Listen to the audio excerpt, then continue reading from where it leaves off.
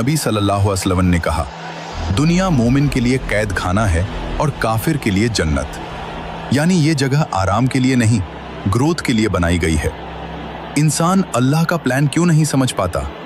Psychology कहती है, दिमाग अननोन को नेगेटिव समझता है, दर्द को मीनिंगलेस समझता है, मुश्किल को पनिशमेंट समझता है। ईगो उसे अपने गलत फैसलों को स्वीकार नहीं करने देती। इसलिए इंसान बोलता है, अल्लाह ने मेरे साथ ऐसा क्यों किया? जबकि सवाल होना चाहिए, इस चीज में मेरा टेस्ट क्या है?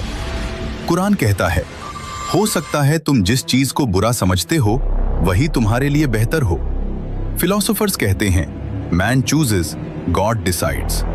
कुरान यही कहता है, तुम कोई प्लान नहीं बना सकते जब तक अल्लाह न चाहे। मतलब डिसीजन इज इक्वल तुम्हारा डायरेक्शन इज इक्वल अल्लाह की, रिजल्ट इज इक्वल उसकी हिकमत का हिस्सा। यही मास्टर प्लान है।